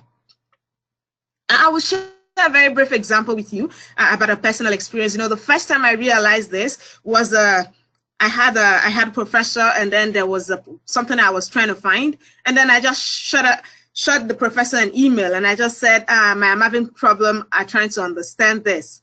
And it's not even a word, it's a very complex thing, and I just said, I'm having a problem understanding this. And my professor replied me and said, I did not know, check Google. The same time, I felt, I don't know how I felt, but I did not feel intelligent at that point, because I could have searched Google. Although that particular example I'm talking about, we actually did not find the solution in Google because it was a trade secret. But, telling me that just tells me the state of the professor's mind. Like, really, I want you to search, show me that you are intelligent. And this applies to anything. If you're sending emails and then you don't want to portray yourself as less intelligent than you are. And then all this section now, everything we've been talking about is just about your email. It's just about the avenue you're using to communicate. Now, nobody's talking about even your file. Nobody's talking about your GP.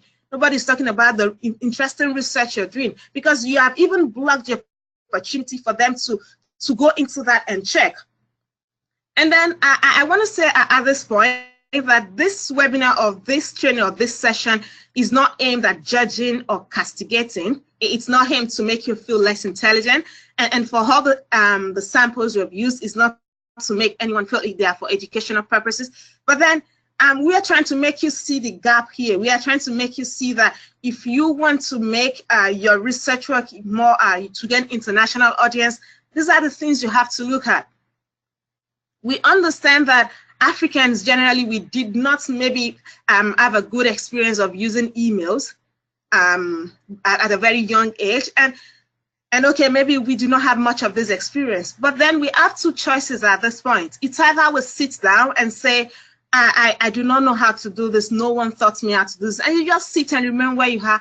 Or we decide to step up our game and take it by our own efforts and decide to improve in these areas if we really want to make ourselves of international relevance and compete globally.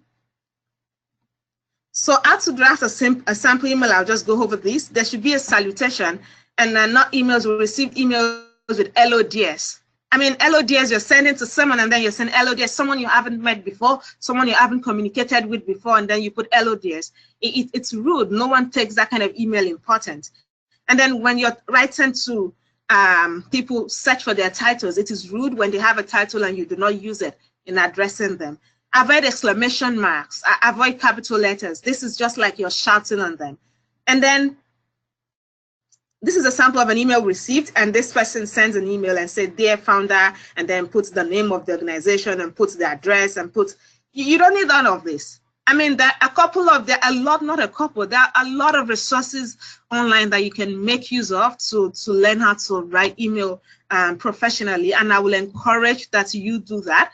And then you just have to know, this is just like what you would do if you're writing a letter, not an email. So try and make use of an opportunity, make use of internet. You don't need to pay anyone. Just try and equip yourself with these skills if you see that one of these areas you're lacking in them.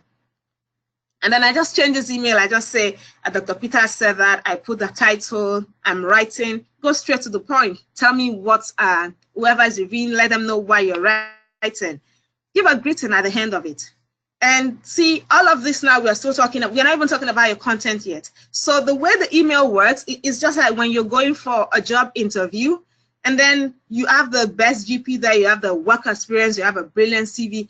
But then the first thing the recruiter looks at is your dressing, it's your appearance. If you look shabby, I just doubt if they will pay attention to whatever you have to say. That is what the emails is serving now. The world is revolving around. There are a lot of conferences that are happening online. There are a lot of proposals you're submitting, there are a lot of scholarships. You apply for a lot of opportunities, and the key thing you use is your email tool. You have to empower yourself. And then the next thing I will go through now will be the concept notes. Just remember that we asked for concept notes in the application form. And then when we mean a concept note, what we said was something very brief. And then you wonder, what do you need a concept note for? It could be for research funding. It could be a seeking industrial partnership. And in this case, it's something very similar to seeking potential supervisors. So when you want to write a concept note, Dr. Peter, thank you for the session. I believe you have spoken a lot about this. You want to let them know, you want to pass a message. And then I put this briefly, that when you're writing, in this case, you're seeking a potential a supervisor, and you're wanting to be a mentor to you. And then you're saying you have to include all these sessions. There has to be a background. There has to be a missing gap in literature. There has to be the objectives. There has to be a methodology. And then you have to let the person know the relevance to existing literature. We have a lot of email of the concept notes that we're just talking about the background. When you talk about renewable energy background, okay, all of this, and then the last sentence, you're just saying you want to do this. It's not sufficient for the mentor to know about what you're doing. He doesn't even know the objectives. It doesn't even pass a message about your methodology. So how sure are you that this methodology is what is applicable to what he needs? How sure, if it's even for a potential supervisor or scholarship, you have not told him, convinced him that you have the methodology, or you have considered the methodology that he wants. So these things that you should put, and like this, like I would say, this applies to a lot of other kind of research writing, proposal writing. Even if you're submitting journal applications, these are very important. And if I will pass a few comments on the concept notes we received. I avoid being too technical, and you have to know your audience, just like Dr. Peter said. In this case, you're sending concept notes to, you should know that the concept notes will first be reviewed by MRP team, right? And then MRP team will review. When they don't understand what you're saying, how do they know where to pass it to? So in a lot of applications and a lot of admissions, if you're seeking a PhD or your postdoc or something, when it's too technical for the person at the other end to read, he's not able to make the best decision. And that may not be in your favor. And then make each section proportional. Don't use all the pages about your literature review. Talk about every section that is important in any research writing. And then tell a story. Even one thing I usually do that I think can be helpful is that when you have a concept note like that and you're sending to someone who's not an expertise, have a colleague, have a friend who is not working on your research, just read about it. And let them tell you, let them pass a non-biased comments if they understand what you're saying or not. If they do not understand, that means you have to probably work on it a little more. So try to make sure you are passing a message. If they don't understand, it doesn't mean it's not brilliant. It doesn't mean it's not a brilliant idea. It's just that it's not suitable for their audience. Then adherence to word limits. For the concept notes, in cases where you have they have asked you to write 200 to 400 words. As a PhD student, you do not write 50 words.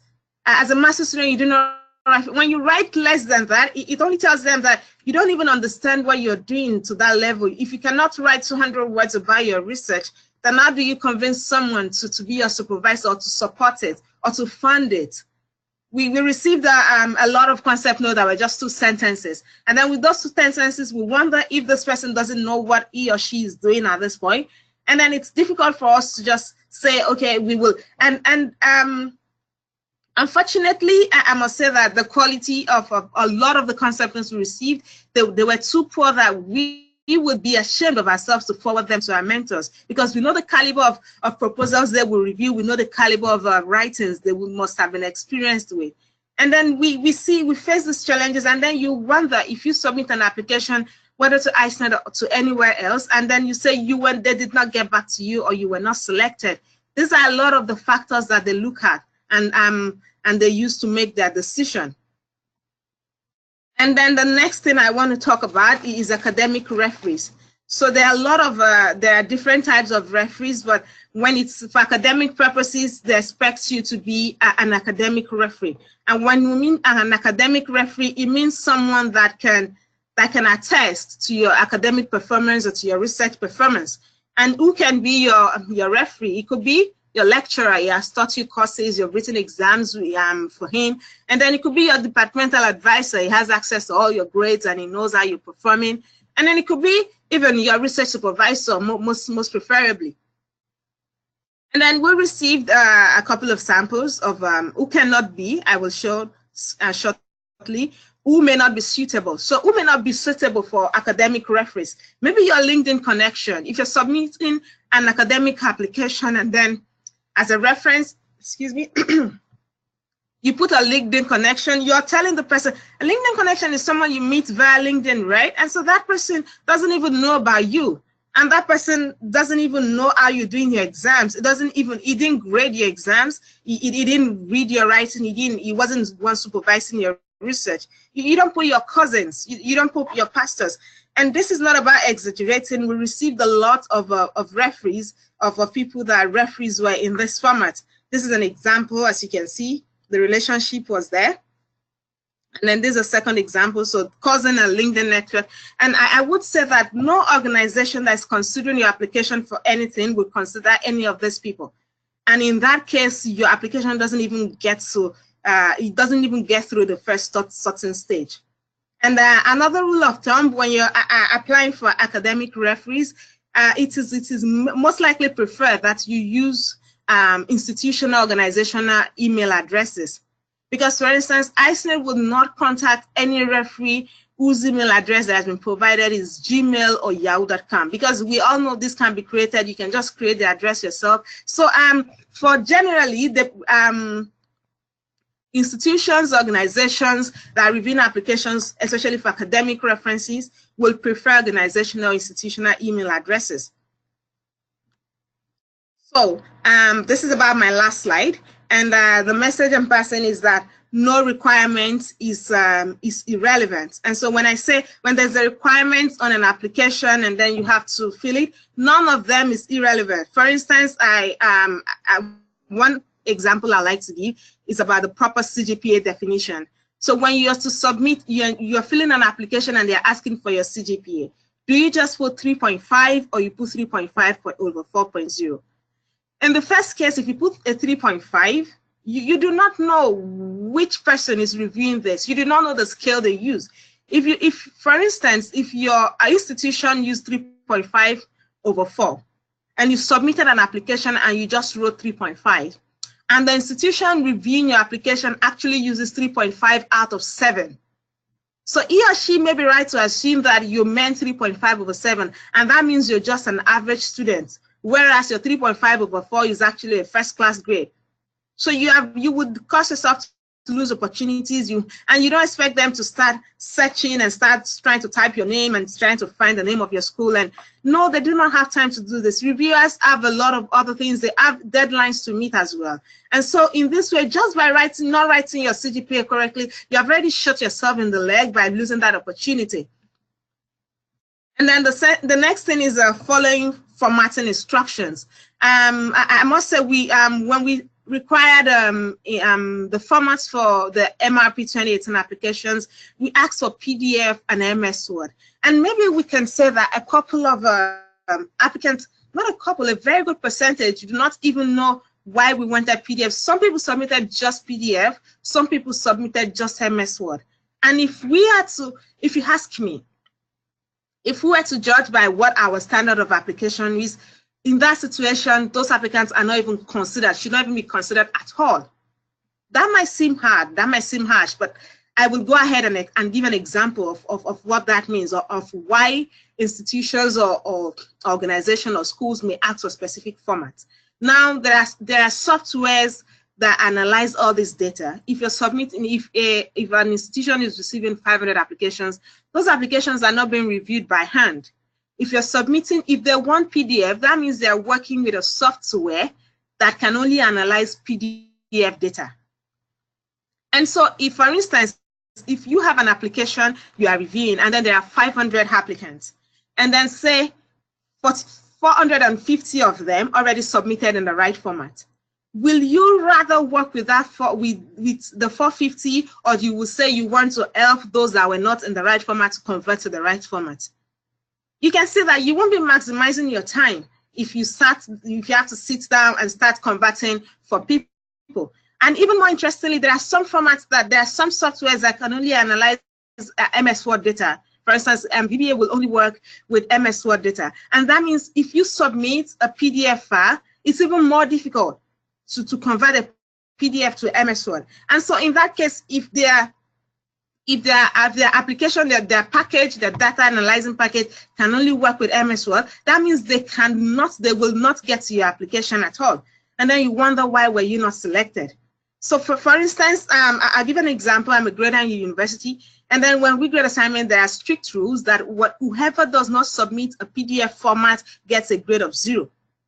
That may seem hard, but I'll take 1 minute to explain why we do that. Because for grading, we use a particular software that will download automatically all their submissions, all their PDF submissions. We will grade with that software, and once you're done with grading, it automatically sends it back to them. So that means whoever submitted in any other format, the software doesn't detect it, and we do not know. Except the other alternative will be for us to start doing it one by hand and be sorting out who does this, who does that. You can see that this is not maximizing whatever we have to do. And so, like Dr. Peter said, take pity on people who are revising your applications. Take pity on them and just submit in the right format. It's better for you. It's better for them. We had applications where the applicants actually scanned one page, one by one of the application as images and send them to us. And then you wonder, if we are doing every other thing by software, do we have to sit down with that 1 or 2 persons or 3 persons and start helping them to extract data? How would you extract data from a JPEG information to convert to PDF? So if you put yourself in the shoes of those that are on the other end, you realize that a lot of these things, when you do not get feedback from applications, it's actually not their fault. It is because you have not paid attention to enough details. And then adherence to deadline instructions, I believe we're familiar with that. We should you should know that those people reviewing your application also have deadlines. For instance, when you send your application to us, we have teams that are working on these things, and we send it to them, and then they work on it. They use software, they work on it, and then when it comes in late, no one touches it. The last thing I found out that we are not familiar with is e-signature. We need to know that there are a lot of methods now to sign electronically. When you see them, you do not ignore them. When you ignore your e-signature, it tells them that you have not signed, you have not signed, and that means that they cannot take anything that has been submitted. And finally, I just want to wrap up on this. This is the last slide. We realize that a lot of PhD and even MSc candidates do not have any volunteering experiences. I do not want to go into these details, but you can just search more about this. Why do you need volunteering activities? What kind of activities can you participate in? And on this note, I will say thank you for your attention, and if there are any questions.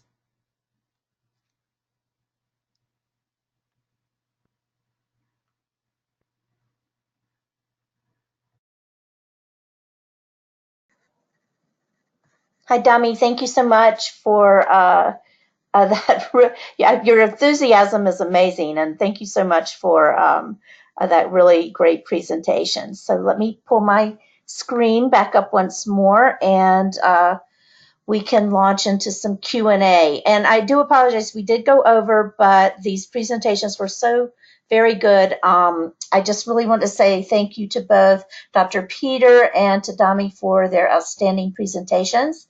And so now we're going to shift to the Q&A session. We did go over, so we should probably limit our Q&A session to 15 minutes or so. We have far more questions that came in than we have time to answer, but I will be sending the questions that we aren't able to get to out to our presenters so that they can address them subsequent to the completion of the webinar and can work on those, and then we can email the responses out to those who presented the questions.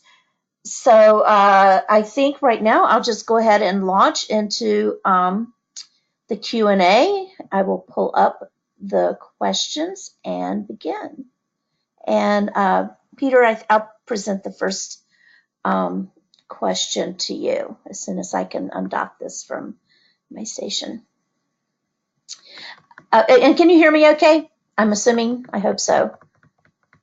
Yes, I'm unmuted. Okay, great. All right, so Peter, the first question to you is about cognitive dissonance. All right, let me try that again. Sorry, about cognitive dissonance. I don't know why I'm having trouble pronouncing that word. What should be the best way for a mentee to manage his or her weaknesses in front of a mentor? Yeah, that's a very good and quite a complex question, actually. I always take the view that you're trying to create a relationship between a mentee and a mentor. And we go back into effective communication fundamentals here, which is based on trust. So I feel the very best way in this particular circumstance is to recognize if there is some cognitive bias going on, and to certainly be aware of that yourself and make yourself more aware of your decision making, perhaps doing slightly different things, but also explain that all to your mentor as well. Because I think the more that they understand each other, the mentee and the mentor, then the less these things are likely to affect in the long term. I mean, the good thing is that everybody suffers from cognitive dissonance. We all have an opinion and we don't like changing it. And this is very, very human. It's one of our features. So it shouldn't come as a big surprise if you happen to disagree with somebody. Try to explain why you disagree, but try to do it in as diplomatic and sensitive way as possible. Again, you're trying to convince somebody either to come away to your way of thinking, or maybe even for you to persuade yourself to change your own mind and adopt somebody else's way of thinking. So it's all about being aware of cognitive dissonance. Whether it's a problem or not, it's really genuinely down to how you actually handle it. I hope that's not too evasive a question, but honesty, discussion often helps solve these problems. Right. No, that's great. Thank you so much. Dami, I'm going to present the next question to you. And this, because this topic came up quite frequently in the questions that were asked. And it's regarding, speaking. So say you are a good writer and you can communicate well through your written words, but you may not be the best public speaker. How can you translate your well-written message that you put into words in front of a crowd? How do you improve public speaking skills around your writings? Thank you, Vicky. The first thing I will say is that no one starts as a good speaker. Actually, everyone starts actually by practicing and devoting time to it and paying attention to what you need to learn. So it's something you can build and you can work on. And the fact that you're actually a good writer, that should be a bonus, because most of your conversations or whatever you're gonna do, especially internationally, you have to start it off by writing. So I believe that it's even easier, or maybe a lot, you can pay more attention to learning how to speak and just boost up with time. I don't know if I answered that question right. No, I think that's great. And Peter, or even Adedoyin, do either of you have any thoughts on that question? Yeah, let me just add something quick to that. Most speaking engagement that are formal, you're going to know ahead of time, and then you know the content. So many times, prepare your presentation, even if it's just a speech or a call, prepare what you want to say, and then you can repeat it to yourself a number of times, and then it's going to help your final presentation. Great, thank you. Yeah, I think, I'll just add, I just say practice, practice, practice. It's often sometimes even intimidating to be. Public speaking is a great fear for many, myself included. And it's just taken, the more you practice, the more comfortable you are and able to deliver your message. So I just thought I'd add that. That's been the key for me to improving my speaking skills. And just wanted to share that. Peter, next question is for you. First of all, you were highly complimented on your presentation. It was very insightful and in depth. But the question is, can you please help me with a further clarification on the R plus R equal R equation? Now the reader reads my work and gives his or her response based on their understanding of what they have read. How does the response lead to my result from a project I undertook with the scientific data? So a little confusion there. And I don't know if that question was clear enough, but yeah, I kind of understand the question. It's a thread that's come through a number of the questions I've been looking at, where there needs to be very much more focus on the audience. Who are you actually writing for? And there is a big disparity if you're writing for an academic audience, basically to provide your research results. This is a completely different style and branch of writing. You're not really there to persuade anybody as such. You're there from an ethical standpoint, providing genuine results that you've genuinely done your best to interpret as honestly as possible. So academic writing is a very much different category. And most of the time people get trained, particularly from the research environment, of course, in writing for academics. So you are presenting information in a clear and logical fashion. So you normally start out with what you were trying to achieve, the experimental methodology, your results, your analysis of the results, your conclusions, and then very often you'll have a series of recommendations that will follow on from that. But at the end of the day, you're in a way writing for yourself. You're trying to promote yourself as, hey, I've done some great research and I really want to do more of this stuff because I'm getting quite good at it. Please cite me so that my standing in my peer community will increase. If, however, you're writing for a different non-academic audience, and most of the time you're either writing because you want to convince an evaluator to fund you, a bank manager to give you a loan, or somebody to provide you with information that you require, then your audience is not really from that same community with that same mindset. And your job is slightly different in those types of circumstances. Now, in those particular cases, it's down to who exactly am I trying to get a response from. So your R plus R equals R in an academic environment really doesn't work because you're not expecting any response. You don't really want an emotional engagement with your audience because it could be hundreds of people reading your paper. When you are specifically writing to somebody for some particular response, then the R plus R will work very effectively because you have an objective. You're writing for a reason. I want to get something. I want this person to do something. And that's basically when the R plus R is going to work effectively. Okay. Does that clarify? Yeah, I think that's an outstanding answer. Thank you very much for that. Just a couple more, and we're losing people, so I want to, again, apologize for going over, but it's such an important topic. Dami, the next question is for you. Actually, a couple of questions, sort of short answers. When writing the concept note, is it possible to put the methodology in a flowchart format due to page constraints and things like that? Yes, if you're writing and then you have to pass a lot of information, just like Dr. Peter has shown us, graphical information actually helps a lot, or anything tabular for your reader to really grasp quickly the message you're trying to pass across. So yes, I agree, except in cases where there has been specific instructions that you do not put tables in. That is in rare cases anyways, but I've seen them. So in the exception of that, I think it's a good idea, and it's really even effective for you to use a graphical or tables or graphical data, or to use graphs or tables, pardon me, and then you use them to pass the information across. Terrific, thank you.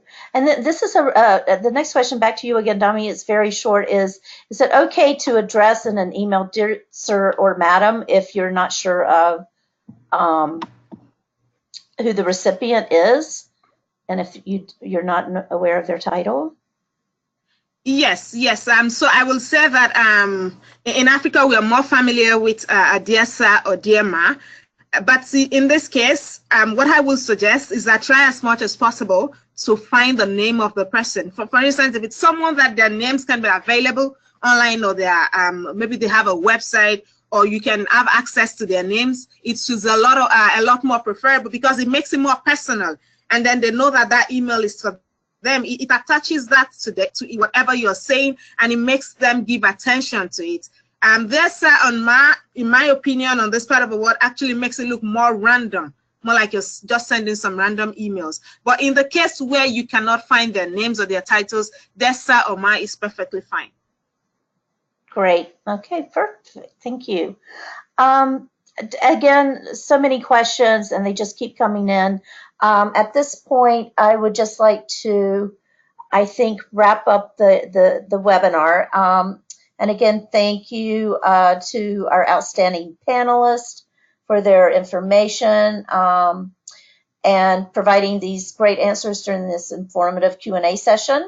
Again, for any questions we didn't have time to get to, we will connect with those attendees offline after the webinar and try to address all of the questions so that, you know, we are able to provide answers for some of these some of the barriers and challenges that you face as you perform your writing. So now with that, I'd just like to provide Peter and Dami with an opportunity to offer any additional or final remarks you'd like to make before we close the webinar. Well, from my perspective, I'd just like to wish everybody a lot of success with this program. I think it's a fantastic opportunity for people. Communication is vital, and really trying to improve the way one writes, I think, is a very good objective, because unfortunately we can't meet everybody we would like to face. Okay. Thank you. Dami? Just to wrap it up, I would like to say that this presentation was not to judge or to castigate or to make anyone feel less intelligent. However, we want us to see the gaps we need to fill.